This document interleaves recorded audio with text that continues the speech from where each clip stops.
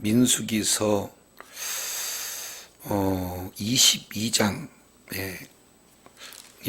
24장까지 이 내용은 발람과 발락 사건을 통해서 세 번의 제단을 쌓고 그리고 네 번의 바로 노래로 이렇게 진행하는 내용이 소개가 되고 있습니다. 그 중에 하나님께서 발락의 요청을 받는 발람 선지자에게 같이 가지 마라.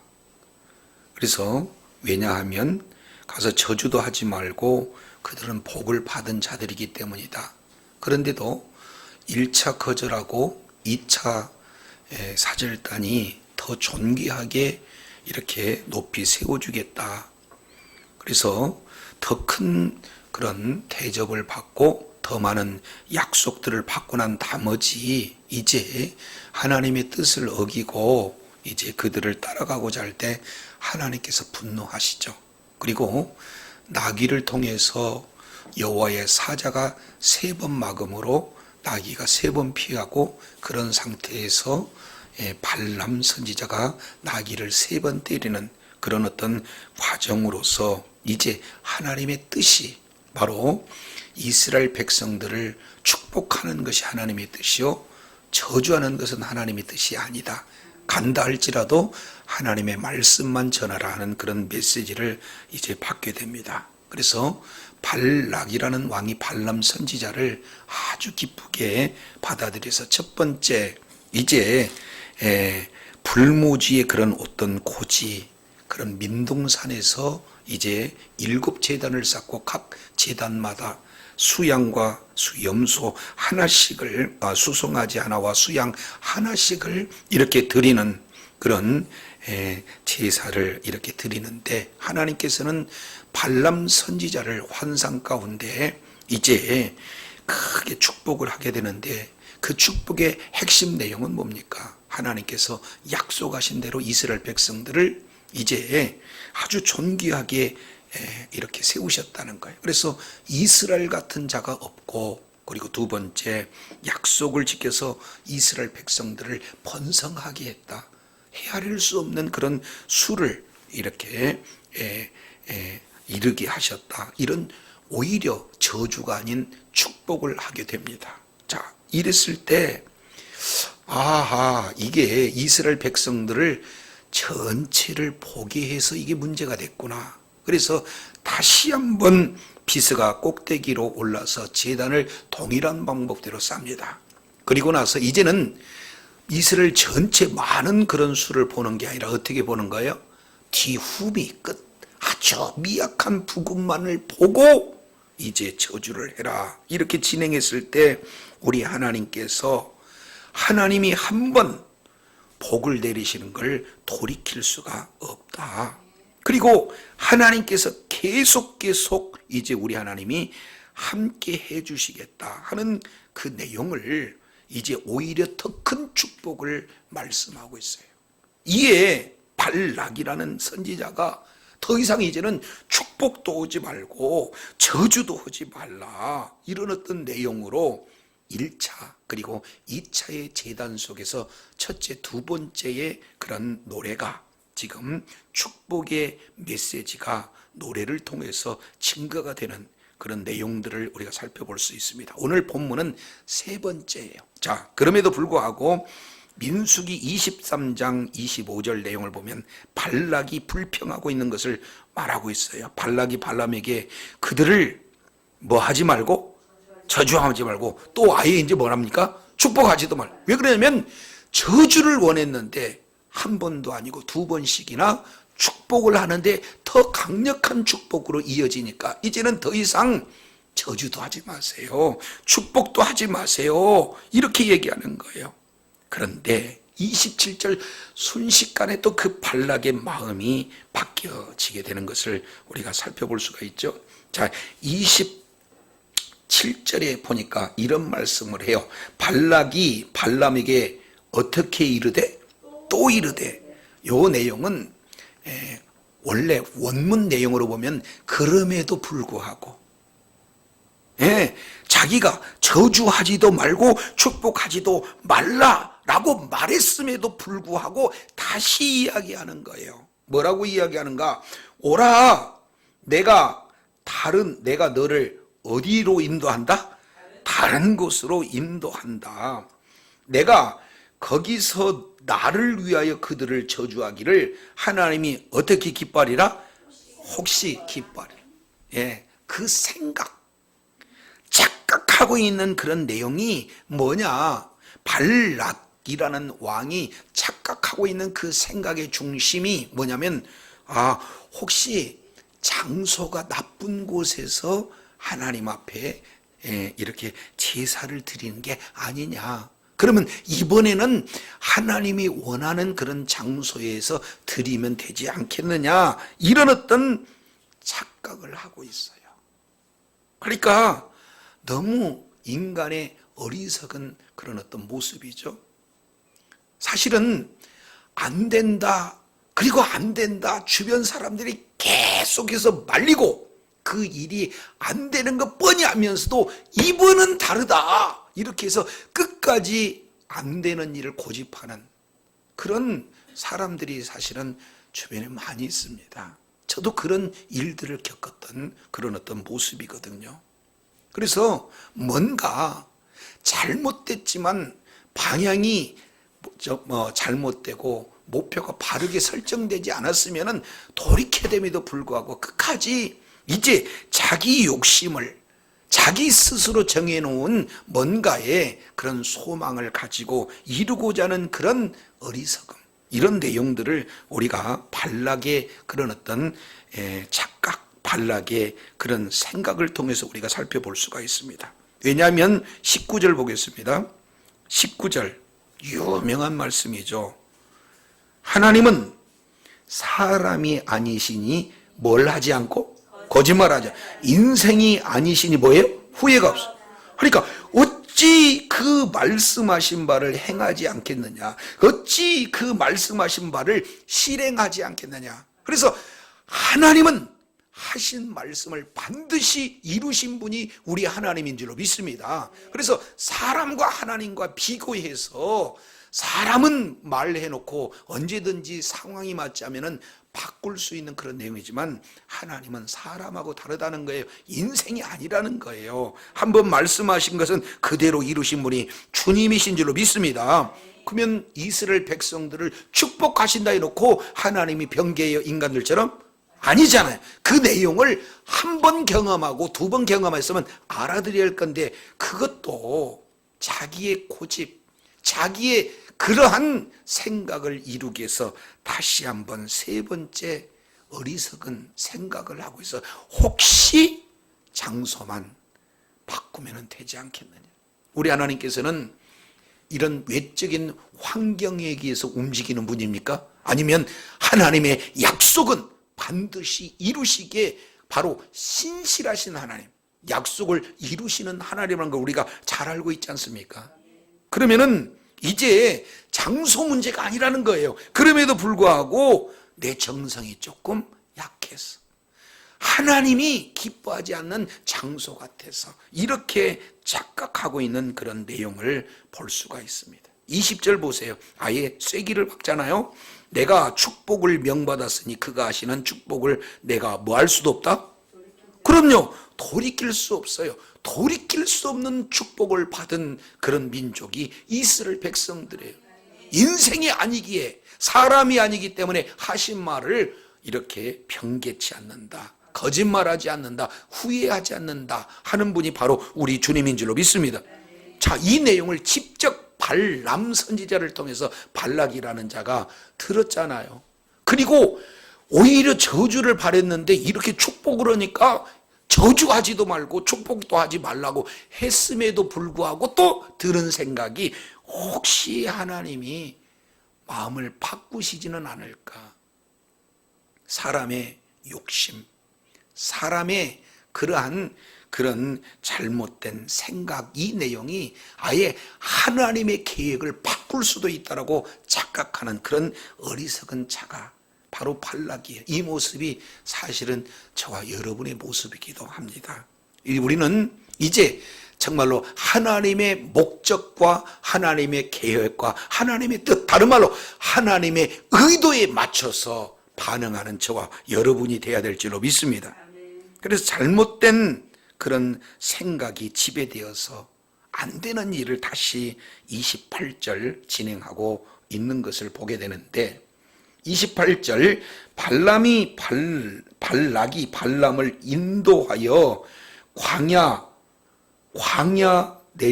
광야가 내려다 보이는 부올산 꼭대기에 이르니, 그래서 이게 부올산, 이 내용은 나중에 25장에 바알 부올 사건과 연관되어 있는 그런 장소예요. 그래서 이 부올산 꼭대기에 올라가는 내용은 뭘 바라보는 거예요? 광야가 내려다 보이는 거. 이제는 전체만 보는 것도 아니고 뭘 보는 거예요? 끝도 보는 것도 아니고 광야를 보게 해요.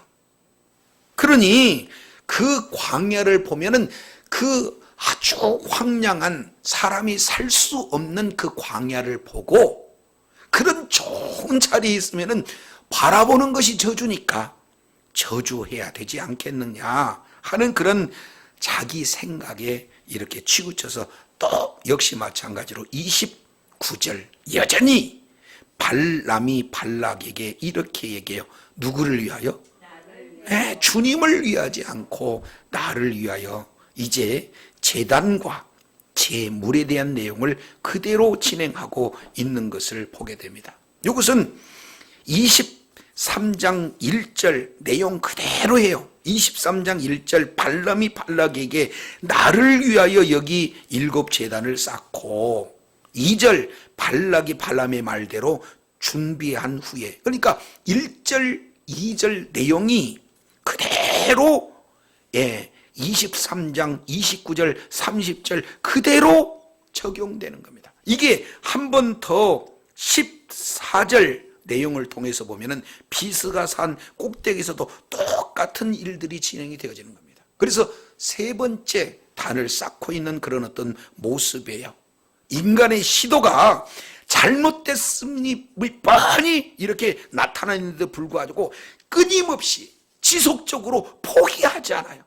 그래서 결국에는 자기네 뜻대로 행해서 하나님의 의도를, 하나님의 뜻을 꺾고자 하는 아주 무모한 일들을 여전히 감행하고 있는 그런 내용이 발람과 발락의 모습을 통해서 3번 이렇게 진행되고 있는 것을 우리가 살펴보게 됩니다. 나름대로 7제단, 그리고 그 제단에 수송아지와 수양 하나씩 여전히 이방인의 제사를 드리는 방법대로 진행하고 있는 그런 어리석은 우를 범하게 되는 겁니다. 자, 이때요 24장 1절 이렇게 말합니다. 자, 24장 1절은 우리 다 같이 한번 읽어보도록 하겠습니다. 시작. 발람이 자기가 이스라엘을 축복하는 것을 여호와께서 선히 여기심을 보고 전과 같이 점술로 쓰지 아니하고 그의 낯을 광야로 향하여. 여기서 보니까 하나님께서는 이스라엘을 축복하는 자기를 선하게 여기셨다, 이것을 알아요. 그래서 이제 어떻게 되냐면은 전과 같이 뭐를 쓰지 않는데요? 점수를 쓰지 않아요. 이거 점수는 철저한 인본주의잖아요. 좀 더 구체적으로 표현한다면 속임수에 불과합니다. 그래서 사람의 그런 어떤 속임수로, 사람의 그런 어떤 인본주의는 그런 방법으로 사용하지 않아야 되겠다 결론을 내린 거예요. 왜 그래요? 자기가 아무리 노력하고 계획을 한다 할지라도 하나님의 말씀 앞에는 그냥 무기력한 그런 어떤 무가치한 내용을 이미 2번 경험했잖아요. 그러니까 자기의 사술, 자기의 점수를 쓰지 않기로 작정을 하게 되어지는 겁니다. 자, 그리고 나서 중요한 내용이 소개가 되고 있어요. 마지막 이 하반절에 보니까 그의 낯을 어디로 향해요? 광야로 향하고 있어요.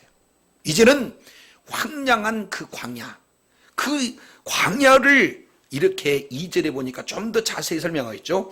눈을 들어, 그 다음에 이스라엘이 그 지파대로 천막 친 것을 보는데, 그러면 눈을 들어 보는 것이 뭐냐면 광야를 보고 있다. 그때 하나님의 영이 그 위에 뭐 했다? 임하신대라. 거기다가 밑줄을 착 치세요. 그러니까 하나님께서는, 하나님의 영이 발람 안에 들어간 거예요? 발람 위에 들어가는 거예요? 발람 아닙니까? 위입니까? 위에요. 그러니까 하나님이 하나님의 영으로 그 위에 임하게 되었을 때는 이미 발람이라는 이 거짓 선지자가 결국엔 하나님의 선한 도구로 쓰임받게 되는 거예요. 그러나 하나님의 영은 그런 자하고 영원히 함께하지 않습니다. 내주하지 않고 그 위에 머물러 계시는 그런 내용이죠.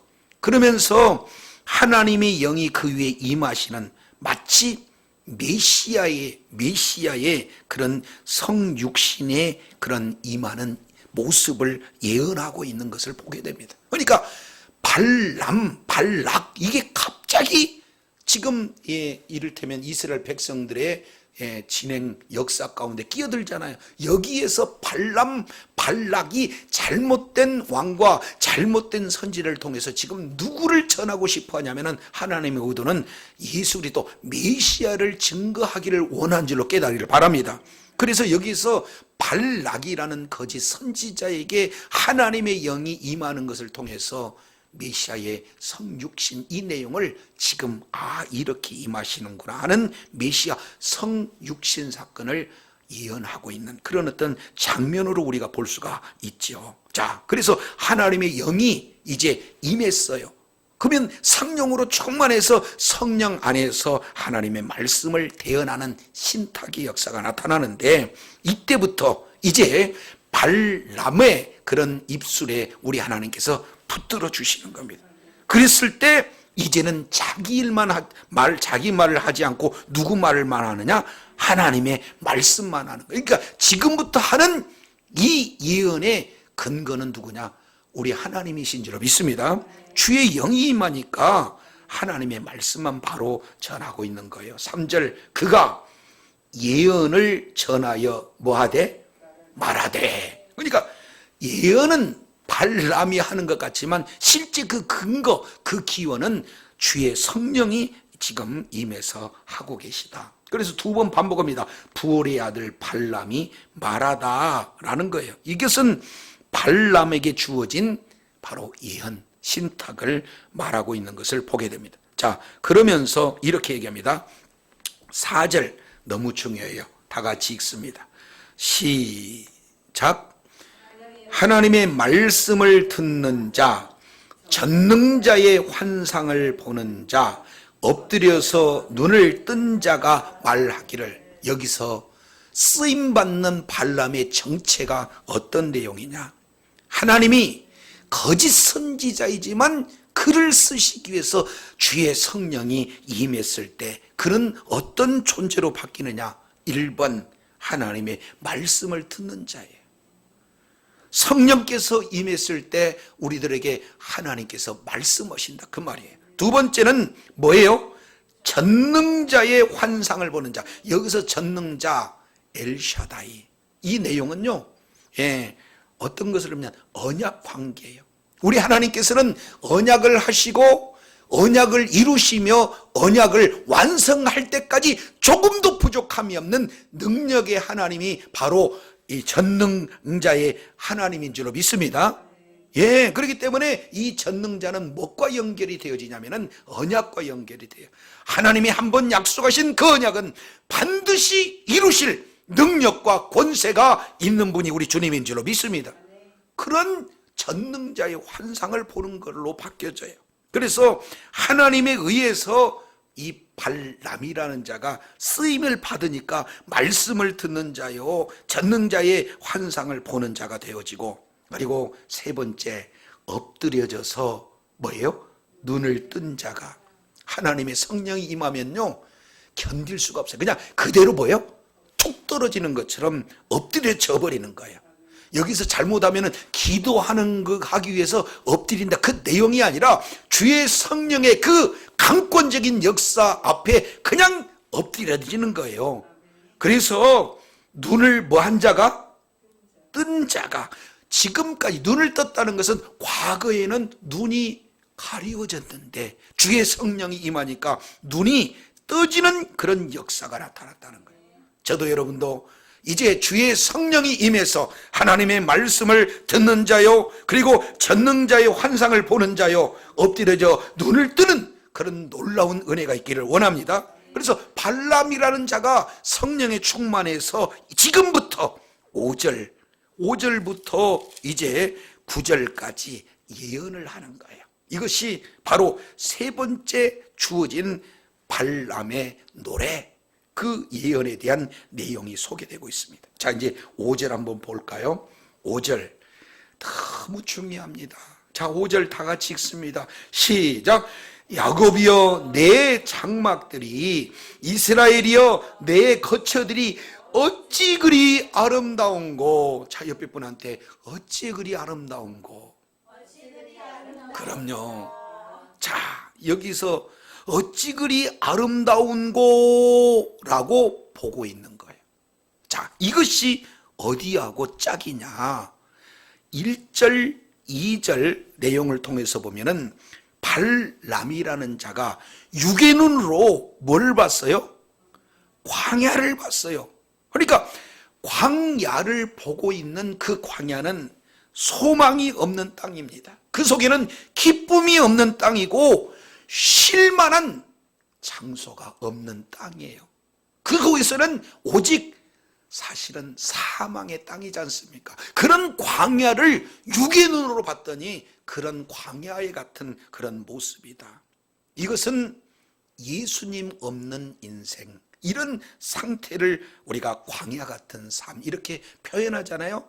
사실은 구약 성경 그 내용을 통해서 보면은 이 광야의 삶, 이 내용은 구원은 받았으나 가나안 땅, 약속의 땅까지 가기 전에 사는 삶, 이것을 광야의 삶 이렇게 봅니다. 이것은 구약 백성들이 걸었던 그런 삶의 모습을 우리가 살펴봤어요. 이게 성화의 과정의 내용이 되겠죠. 자, 그런데 이 육의 눈으로 봤을 때 바라보는 그런 내용은 황량한 광야, 이런 어떤 내용들을 보는데 주의 성령이 임하니까 똑같은 시간, 똑같은 장소, 똑같은 대상을 이렇게 살펴봤더니, 자, 거기에 있는 텐트들을 이렇게 봤잖아요. 너희들이 거하는 장막들, 너희들이 거하는 거처들이 어찌 그리 아름다운지, 광야와 같은 환경이 아름다운 장소로 완전히 변화가 되는 줄로 믿습니다. 이것은 하나님께서 함께 하신 민족들의 모습이에요. 저와 여러분도 이제 하나님이 함께 하지 않을 때 이런 광야와 같은 소망도 없고 기쁨도 없고 뭔가 쉴만한 곳이 없는 그런 광야의 삶과 같지만, 우리 하나님이 성령으로 충만한, 이제 성령의 임하심으로 말미암아 성령으로 충만한 성도들의 삶은 이처럼 광야의 삶이 아름다운 에덴과 같은 천국의 환경으로 바뀌어주고 있다는 사실을 보여주고 있다는 걸 기억하시기 바랍니다. 저 여러분은요, 이런 똑같은 사람이에요. 그런데 성령께서 강력하게 임재하여 주시고, 그리고 성령의 인도함을 받게 되는 그런 자에게는 광야가 변화해서 이런 놀라운 하나님의 동산, 에덴 동산과 같은 낙원과 같은 그런 환경으로 확 바뀌어준다는 사실을 지금 발람이 본 환상을 통해서 성령께서 발람의 입술을 통해서 전하고 있는 메시지인 줄로 믿습니다. 그럼 왜 아름다운가? 왜 야곱의 장막이, 이스라엘의 거처가 왜 이렇게 어찌 그리 아름다운가? 이런 영의 눈이 쫙 열려서 아름다운 것을 바라보는 그런 내용은 왜 그런가? 6절, 7절에서 아주 구체적으로 표현하고 있습니다. 자, 6절 내용을 보면은 그의 벌어짐은 뭐 같고? 골짜기 같고. 여기는 아주 깊은 골짜기인데 그 골짜기가 아주 넓게 펼쳐져 있는 그런 어떤 내용이에요. 한마디로 본다면 풍요를 지금 상징하고 있는 내용입니다.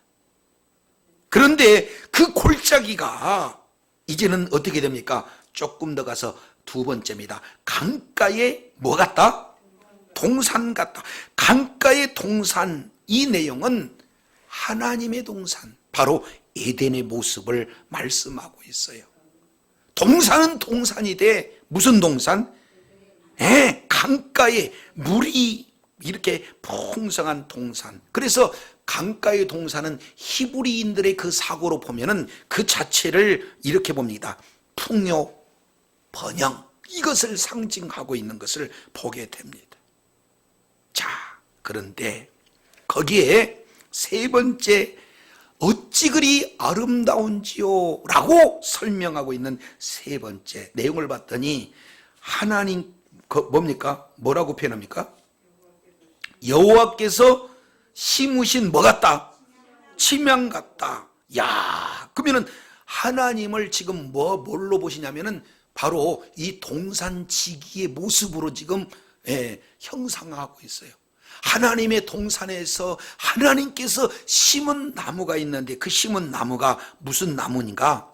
침향목이다. 이것은 침향목이라는 것은 가장 귀한 나무를 표현, 향기가 나는 나무. 자, 한번 생각해 보세요. 깊은 골짜기에 넓게 퍼져 있는 그 골짜기에 동산이 쫙 펼쳐져 있습니다. 하나님께서 그 동산을 일구세요. 그리고 일구신 그 내용에 엄청나게 많은 물들을 거기에 흐르게 만드세요. 그리고 그 흐르는 잘 가꾸어진 동산에 직접 하나님이 화원지기가 된 것처럼 가장 귀한 향기 남은 그런 목재를 거기다가 심으신 거예요. 그리고 물가의 백향목, 그런 백향목은 가장 최고급 목재를 얘기하지 않습니까?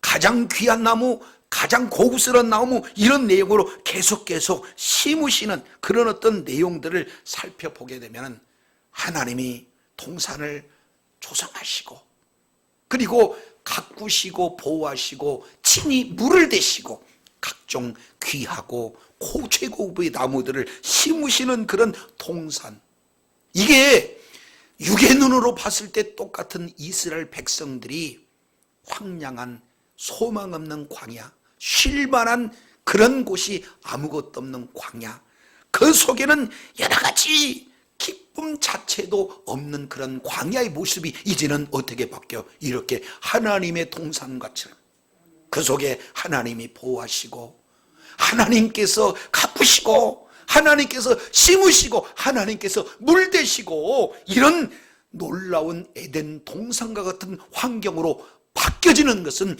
영의 눈이 열려서 볼 때 가능한 줄로 믿습니다.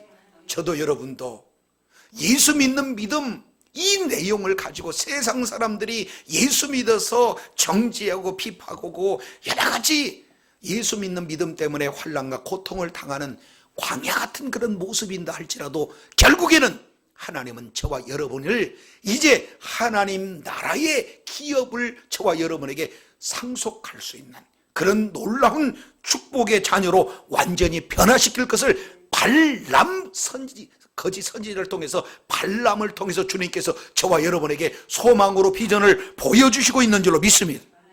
굉장한 내용이에요.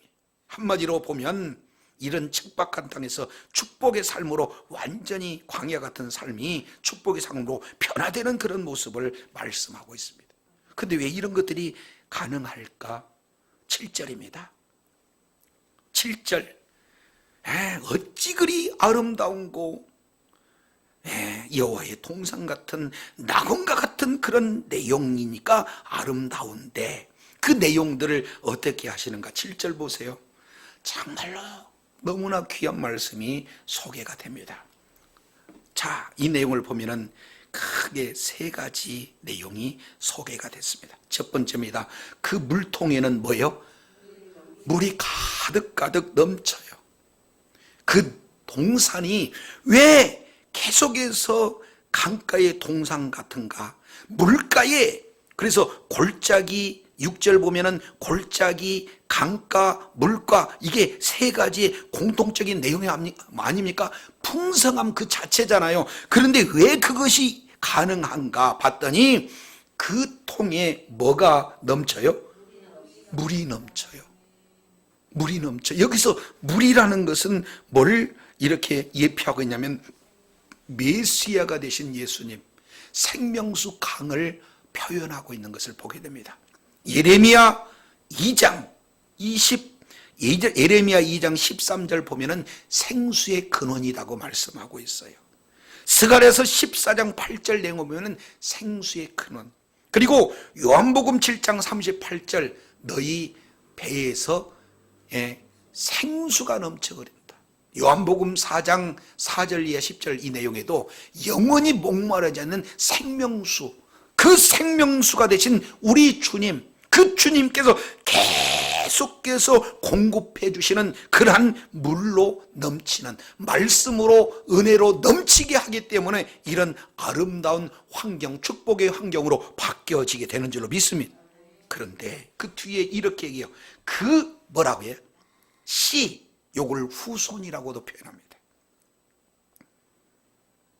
그 씨, 이 씨는 뭐냐면 단수예요.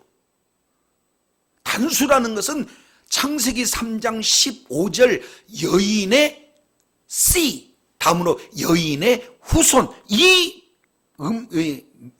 단어하고 똑같은 단어를 기록하고 있어요. 그러니까 여기서 씨는 누가 되겠습니까? 메시아가 되는 거예요. 바로 예수 그리스도를 예표하고 있다 그 말이죠. 그런 그 씨가 많은 물가에 있을 것이다, 이렇게 표현하고 있는 것을 보게 됩니다. 그런데 세 번째입니다. 물도 그리고 씨도 똑같이 메시아를 말씀하고 있는데 하나 더, 그 씨는 그의 뭡니까? 그 물이, 그 씨가, 그 왕이 이 같은 메시아를 말씀하고 있어요. 근데 이게 아각보다 높다 이렇게 표현합니다. 여기서 아각이란 것은 아모리 왕 아각을 지금 아말렉 왕 아각을 지금 표현하지 않습니까? 그러니까 애굽 왕을 뭐라고 표현해요? 파라오, 바로 그러잖아요. 그러니까 모두 다 바로 이렇게 얘기한 것처럼 이 아말렉 왕은 전부 다 아각 이렇게 표현한 거예요. 그러니까 일반적인 칭호의 아각이라는 것은 특정 개인을 얘기하는 게 아니라, 그러니까 그의 왕은 아각보다 낫다. 다른 말로 본다면 이 세상의 어떤 왕들하고 비교할 수 없는 왕이 바로 메시아다. 그분이 지속적으로 물을 공급해 주시고 지속적으로 그 후손이 이렇게 번성이 돼서 결국에 그의 나라, 메시아 나라가 계속 어떻게 진행이 되어지는 겁니까? 흥왕하리라. 자, 옆에 분한테 흥왕하리라. 그래요. 그러니까 영의 눈을 확 열어서 봤더니 똑같은 광야가 이제는 에덴 동산과 같은 낙원과 같은 환경으로 쫙 바뀌는데 왜 그러냐? 하나님께서 가꾸십니다. 하나님께서 물을 댑니다. 하나님께서 심으십니다. 계속해서 그 물을 대고 씨를 뿌리고, 그래서 결국에 그의 나라가 이제 계속 흥왕하는 역사가 지금 눈으로 보여지는 그런 장면이에요. 이것은 바로 예수 그리스도 밖에 있던 자들이 예수 그리스도의 생명을 얻어서 궁극적으로 예수 그리스도의 생명을 가진 자의 펼쳐질 소망, 미래를 이렇게 눈을 열어 보여주신 줄로 믿습니다. 이스라엘 백성들이 얼마나 고생이 많아요. 광야에서 지금 40년 동안 돌아다니면서 정말로 힘들잖아요. 그런데 그런 모습을 보고 우리 주님께서 이스라엘 백성들의 먼 미래를 영의 눈으로 보여주신 겁니다. 이것은 그들 얘기가 아니라 예수 믿는 믿음을 가진 영원한 생명을 가진 저와 여러분의 비전을 말씀하고 있는 줄로 믿습니다. 자, 그런데 8절에 큰 역사의 중요한 사실을 말씀하고 있지요. 하나님이 그를 애굽에서 뭐 했다? 출애굽의 역사, 이 내용은 이스라엘 백성들의 역사 중에 가장 중요한, 가장 핵심적인 역사예요. 그래서 하나님께서 그 애굽에서 인도해냈어요. 종되었던 그들을 하나님의 자녀로 이제 이끌어내신 줄로 믿습니다. 그 이끌어내는 내용을 힘이 무엇과 같다? 들소와 같다. 광야에서 그 파워, 들소가 돌진해 가는데 어떤 누구도 걸림돌이 될 수 없는 그런 강력한 능력으로 우리 하나님께서 인도하여 내세요. 그래서 적국을 삼킵니다. 그들의 뼈를 꺾습니다. 화살로 쏘아 뚫습니다. 그래서 하나님이 인도하시는 모든 그 길에 장애물이 없는 하나님의 날마다 이기는 역사가 임하게 되는 줄로 믿습니다. 자, 그랬을 때 9절 이거 한번 보세요. 아주 재미있습니다. 9절 우리 다 같이 한번 읽겠습니다. 시작. 꿇어앉고 누움이 수사자와 같고 암사자와도 같으니 일으킬 자 누구랴? 너를 축복하는 자마다 복을 받을 것이요 너를 저주하는 자마다 저주를 받을 것이라. 할렐루야. 이 내용은 아브라함에게 하나님께서 주신 언약이 그대로 이렇게 이루어지는 그런 내용을 볼 수가 있어요.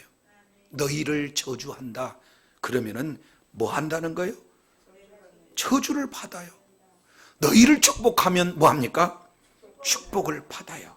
그러니까 저와 여러분은 이렇게 아예 복 덩어리로 우리 주님이 만들어 주신 줄로 믿습니다. 자, 그런데 재미있는 표현이에요. 이스라엘 백성들을 뭐라고 표현하냐면 수사자와 같다, 암사자와 같다.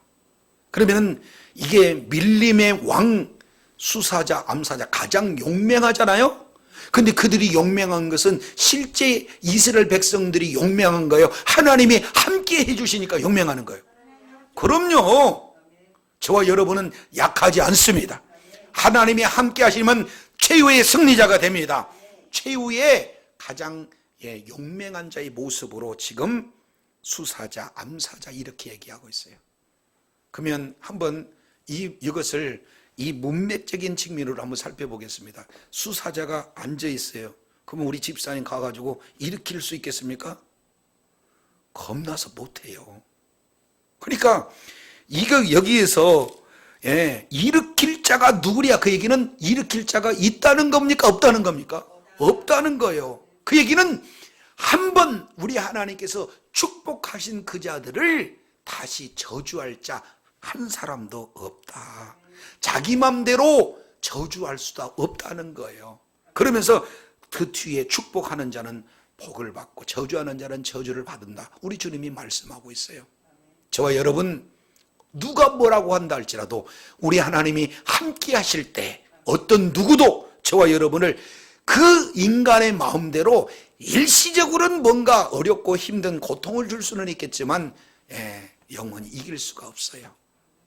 바로 그런 수사자와 암사자와 같은 최후의 왕이요 승리자의 모습이 저와 여러분의 모습인 줄로 믿습니다. 그렇기 때문에 기죽을 이유가 없어요. 너희를 건들 자 아무도 없다.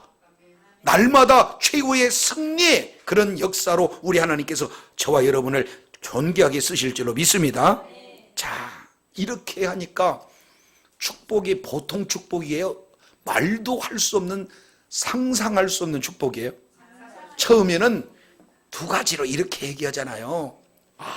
너희는 특별한 존재다. 너희 같은 자는 너희 혼자뿐이 없다. 너희는 약속대로 번성한 자다라고, 이것만 해도 축복인데 두 번째 발람의 선지자를 통해서 축복하고 있는 그런 어떤 내용은 뭡니까? 바로 너희에게 이제 허물도 보지 않겠다는 거예요. 그리고 너희와 늘 우리 하나님께서 뭐 하겠다는 거예요? 함께 해주시겠다는 거예요. 날마다 왕의 부르짖는 그 소리가, 승리의 나팔 소리가 이루어지는 그런 축복의 자녀들이 된다는 거예요. 이것도 상상할 수 없는데 어떻게 돼요? 에덴 동산같이 만들어주겠다. 부족함이 없도록 주님의 번영과 풍성함을 있게 해주시겠다.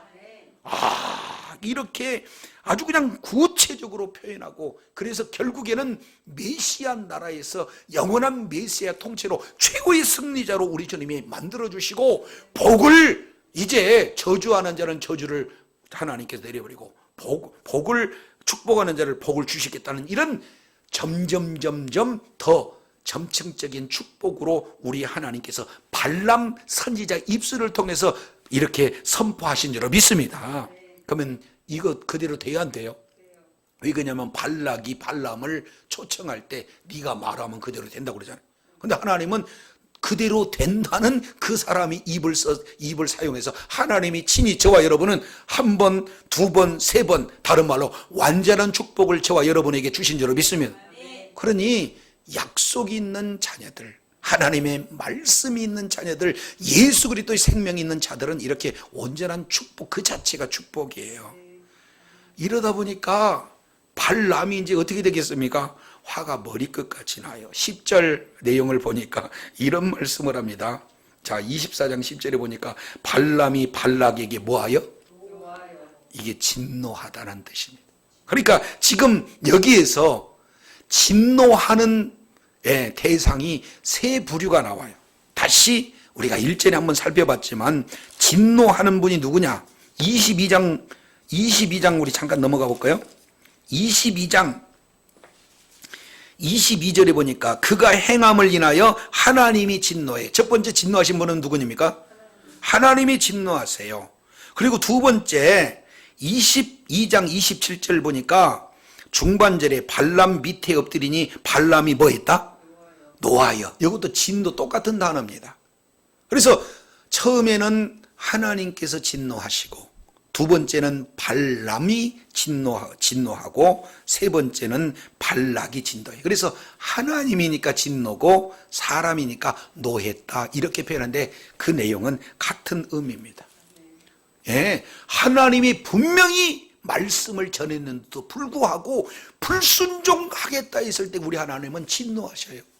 동시에 하나님의 그 선하신 뜻과 계획이 훼손되잖아요. 그렇기 때문에 하나님이 축복한다 해놓고 저주하게 되어지면 하나님의 본성 자체가 오해가 되니까 하나님은 그런 하나님이 이제 그런 부분에 대해서 진노하십니다. 근데 발람이 진노하는 내용은 조금 다르죠. 자기 말 안 들어줬다고 지금 진노하고 있는 내용입니다. 그러면은 여기서 발락 선지자는 어떻게 해요? 자기 욕심이 채워지지 않기 때문에 진노하는 거예요. 그래서 결국 여기에서 세 번의 제단을 통해서 하나님이 진노하시고 발람이 진노하고 발락이 진노하는, 그런데 이걸 형태로 보면 하나님의 진노로 시작해서 사람의 이런 노함으로 마무리를 맺는, 이게 참 중요한 핵심 단어가 노했다라는 이런 내용이 이렇게 소개되고 있습니다. 그래서 발람이 발락에게 노하면서 손뼉을 쳐요. 되게 불만의 그런 어떤 모습이죠. 아니, 내가 그대를 부른 것은 내 원수를 저주하라고 했는데 그대가 이같이 세 번 그들을 축복했다. 완전한 축복 아니겠습니까? 그러니까 지금 발락이 머리끝까지 화가 난 거예요. 자, 그래서 이제 말을 바꿔버립니다. 뭐라고 바꾸냐면 11절 우리 다 같이 한번 읽겠습니다. 11절 시작. 그러므로 그대는 이제 그대의 곳으로 달아나라. 내가 그대를 높여 심히 존귀하게 하기로 뜻하였더니 여호와께서 그대를 막아. 아니, 발람이 왜 따라왔습니까? 존귀하게 여겨주겠다. 근데 여기 앞에다가 11절에 뭐라고 표현했습니까? 심히 그대를 높여 심히 존귀하게 하겠다. 이것 때문에 그런 거예요. 사실은 인생 최고의 목표가 뭡니까? 사람들 다 물어보세요. 여기 나온 그대로예요. 자, 뭐라고 해요? 높여 심히 존귀케 되는 것이 보통 사람들의 인생의 최고의 목표예요. 모든 사람들이 최고의 대우를 받기를 원하는 게 사실 각 사람마다 이런 인생 최고의 그런 목표치가 다 있잖아요. 자, 이런 내용에 우리가 발람을 너무 꾸짖을 수 있는 내용이 처지가 못 돼요. 사실은 이런 제안을 신앙인한테 인생 최고의 복을 주겠다, 여기에서 안 흔들릴 사람이 몇이 있냐 그 말이죠. 이 발람은 지금 흔들렸어요. 왜? 보장해 준다니까. 그것도 한 번도 아니고 두 번, 아예 고위급 관료들을 보내갖고는 보장해 준다니까 넘어가요. 근데 오늘 보세요. 11절에 보니까 자기의 뜻대로 안 되니까 계획이, 이 약속한 것이 그대로 하나님처럼 하신 말씀을 이룹니까? 변개해버립니까? 예, 변개해버려요. 많은 사람들은 최고의 목표가 약속이 되고 보장이 돼서 그것이 내 것인 양 달려갑니다. 그런데 세상은 그렇지 않아요. 이런 내용을 아주 장밋빛 인생을 약속하듯이 해놓고 자기 욕심에 맞지 않으면 완전히 그 계획을 확 바꿔버리는 그런 내용이 세상의 모습을 그대로 지금 보여주고 있는 거예요. 그래서 여기서 중요한 한 단어가 빠져버렸습니다. 뭐라고 하냐면은, 그러므로 이제, 뭐라고 11절에 보냐면은, 그러므로 그대는 이제 그대의 고수로 뭐하라? 너하고 나하고 헤어지자. 예? 결별하자. 이렇게 지금 진행하고 있는 거예요. 그래서 처음에는 내가 그대를 높여 심히 존귀하기로 하였더니, 아주 호의적으로 대하는 자세지 않습니까? 근데 자기의 요구를 들어주지 않으니까 거기에다가 이렇게 보라, 다시 시작, 보라, 감탄사예요. 아니 그렇게 약속해놓고 봐라 하는데 그 봐는 내용이 뭐냐면 존귀하지 못하게 만들어버리겠다.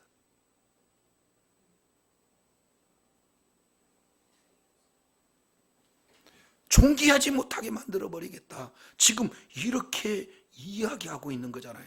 그러니까 호의적으로 대하다가 완전히 적대적으로 대하는, 완전히 손바닥을 확 뒤집어 버리는 그런 어떤 내용으로 지금 상황 자체가 급반전되어지는 그런 내용이에요. 이것이 우리의 삶의 여정 속에 얼마나 이런 상황들이 많이 나타나는가, 이걸 우리가 볼 수 있게 되는 거거든요. 그랬더니 발람도 한 소리 해요. 아니 내가 처음부터 그렇게 얘기하지 않았느냐. 예, 그렇게 얘기를 해서 24장 13절에 보니까 나는 하나님의 말씀을 어기고 선악한 임으로 행하지 못하고, 그리고 말씀드려 말하려 하지 않았습니까? 이렇게 얘기해. 그러니까 내용을 보면은 많은 은금을 채워준다 할지라도 나는 하나님 말씀대로 하겠습니다, 이렇게 얘기하는데, 겉으로는 지금 뭐합니까? 되게 신앙이 있는 척하면서 속으로는 그 자기의 그런 욕심을 채우는 발락 선지자가 그래도 끝까지 체면이 있고 자기의 고집이 있고, 그래서 정당하게 지금 항변하고 있는 그런 어떤 내용들을 이렇게 볼 수가 있습니다. 그래서 첫째, 둘째, 셋째 제단을 쌓고, 그리고 제단을 쌓지만 오히려 저주가 아니라 축복을 이렇게 진행하는 모습들을 우리가 살펴보면서 우리가 기억해야 될 내용은, 이제 눈으로 바라보는 그런 환경이 예수 믿는 믿음을 가졌지만 광야의 같은 그런 환경일 수 있다. 그런데 우리 주님이 바르게 영의 눈으로 보게 되면은 이제 그런 아무런 소망도 없고 기쁨도 없고 쉴만한 그런 장소가 없는 광야의 같은 그런 삶이다 할지라도 에덴 동산과 같은 낙원과 같은 축복의 삶으로 우리 주님께서 저와 여러분을 바라보고 계신 줄로 믿습니다. 끝까지 주님 오시는 그날까지 사람들이 우리를 어떻게 평가하고 어떻게 바라본다 할지라도 예수님과 함께라면, 예수 그리스도의 생명이 있는 존재라면 약속의 말씀을 부여잡고 그 말씀이 삶 속에 적용되기를 믿는 믿음으로 우리가 믿음의 걸음을 한 걸음 한 걸음 나갈 때에 우리 하나님께서는 동행하여 주시고 약속을 반드시 이루어 주실 분이 주님이신 줄로 믿습니다. 주님 오시는 그날까지 최고의 행복자가 되어지고 날마다 허락하시는 분복을 다 받아 누릴 뿐만 아니라 최후의 승리자가 되어 우리 하나님 앞에 영광 누리는 축복의 자녀들, 능력의 자녀들이 다 되기를 예수 이름으로 축원합니다. 기도하겠습니다. 거룩하신 아버지 하나님, 감사합니다. 오늘 또 말씀을 통해서 살펴보았더니 하나님은 인간이 아니시니 거짓말하지 않고 인생이 아니시니 후회가 없으시도다. 하신 말씀을 어찌 이루시지 못하겠느냐. 주님 말씀하신 것처럼 이제 이스라엘 백성들을 한번 축복하신 그 내용을 마침내 축복의 자녀로 이루시고 마는 그런 놀라운 은혜를 오늘 또 다시 한번 발락, 그런 거짓 선지를 통해서 주님께서 하나님의 말씀을 대언하시는 내용을 통해서 일깨워 주신 것 감사합니다. 주님 오시는 그날까지 예수 그리스도의 생명으로 거듭난 하나님의 자녀로서 주어진 언약의 말씀을 붙들고 날마다 믿음으로 걷는 그 길이 바로 여호와의 동상 같은 하나님의 놀라운 축복임을 우리가 기억하고 날마다 믿음으로 환경 바라보지 않고 주의 약속 바라봄으로 오직 주님만을 바라봄으로 날마다 이기는 삶, 최종적인 승리자가 되어 우리 하나님 앞에 존귀하게 쓰임받고 영광 돌리는 복된 은혜 귀한 역사 있게 하여 주시옵소서.